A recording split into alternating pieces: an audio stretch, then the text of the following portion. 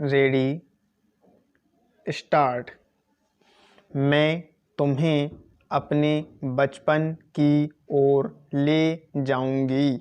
मैं तुमसे कुछ इतनी बड़ी हूँ कि तुम्हारी दादी भी हो सकती हूँ, तुम्हारी नानी भी, बड़ी बुआ भी, बड़ी मौसी भी।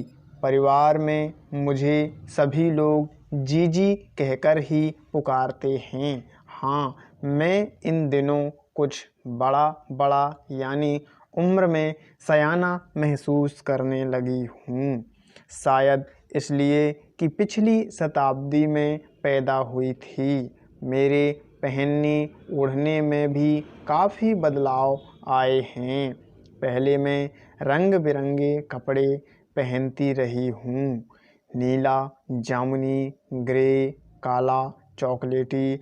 अब मन कुछ ऐसा करता है कि सफ़ेद पहनूं, गहरे नहीं, हल्के रंग। मैंने पिछले दशकों में तरह तरह की पोशाकें पहनी हैं। पहले फ्रॉक, फिर निकरवॉकर, स्कर्ट, लहंगे, गरारे और अब चूड़ीदार और घेरदार कुर्ते। बचपन के कुछ फ्रॉक तो मुझे अब तक याद हैं। हल्की नीली और पीली धारी वाला फ्रॉक, गोल कॉलर और बाजू पर भी गोल कफ, एक हल्के गुलाबी रंग का बारीक चुन्नटों वाला घेरदार फ्रॉक, नीचे गुलाबी रंग की फ्रिल। उन दिनों फ्रॉक के ऊपर की जेब में रुमाल और बालों में इतराते रंग बिरंगे रिबन का चलन था।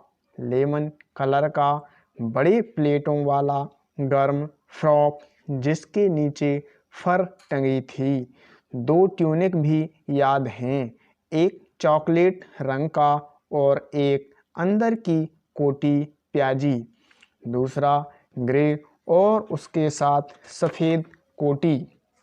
मुझे अपने मोजे और स्टॉकिंग भी याद हैं। बचपन में हमें अपने मोजे खुद धोने पड़ते थे। वह नौकर या नौकरानी को नहीं दिए जा सकते थे। इसकी सख्त मनाही थी। हम बच्चे इतवार की सुबह इसी में लगाते। धो लेने के बाद अपने अपने जूते पॉलिश करके चमकाते। जब जूते कपड़े या ब्रश से रगड़ते तो पॉलिश की चमक उभरने लगती। सरवर, मुझे आज भी बूट पॉलिश करना बहुत अच्छा लगता है। हालांकि अब नई नई किस्म के शू आ चुके हैं।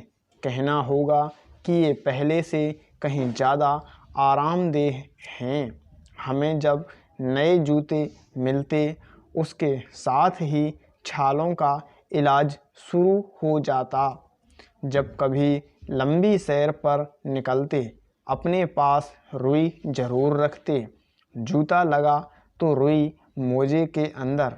हाँ, हमारे तुम्हारे बचपन में तो बहुत फ़र्क हो चुका है। हर शनिचर को हमें ऑलिव ऑयल या कैस्टर ऑयल पीना पड़ता। यह एक मुश्किल का काम था। शनिचर को सुबह से ही नाक में इसकी गंध आने लगती।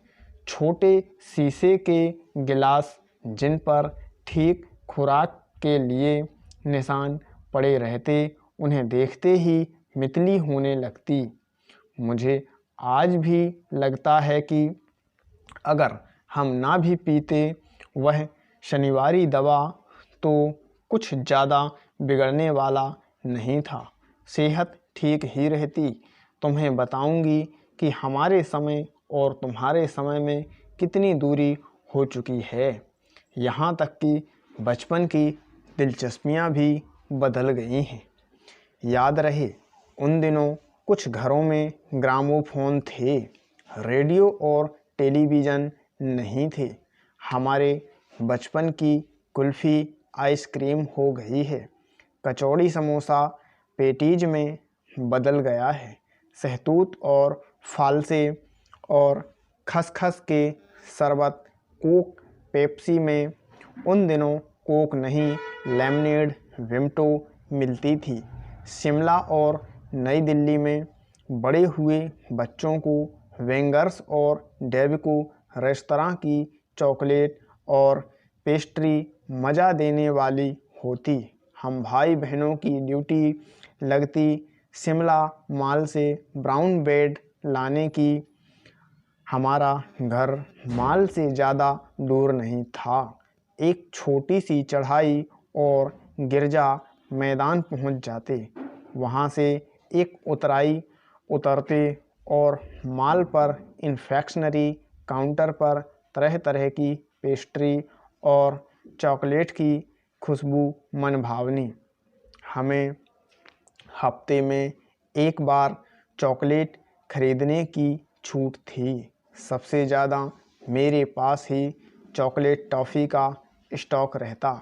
मैं चॉकलेट लेकर खड़े खड़े कभी न खाती, घर लौटकर साइड बोर्ड पर रख देती और रात के खाने के बाद बिस्तर में लेटकर मज़ा ले ले खाती।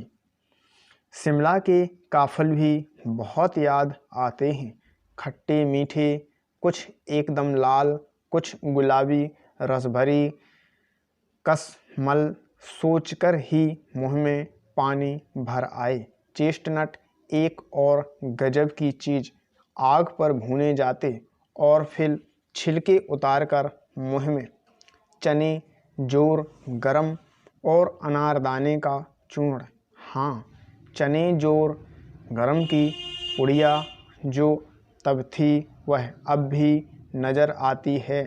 पुराने कागज़ों से बनाई हुई इस पुड़िया में निरा हाथ का कमाल है। नीचे से तिरछी लपेटते हुए ऊपर से इतनी चौड़ी कि चने आसानी से हथेली पर पहुंच जाएं। एक वक्त था जब फिल्म का गाना चना जोर गरम बाबू में लाया मज़ेदार चना जोर गरम उन दिनों स्कूल के हर बच्चे को आता था।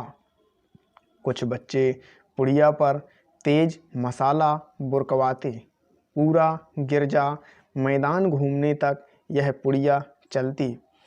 एक एक चना पापड़ी मुंह में डालने और कदम उठाने में एक खास ही लय रफ्तार थी।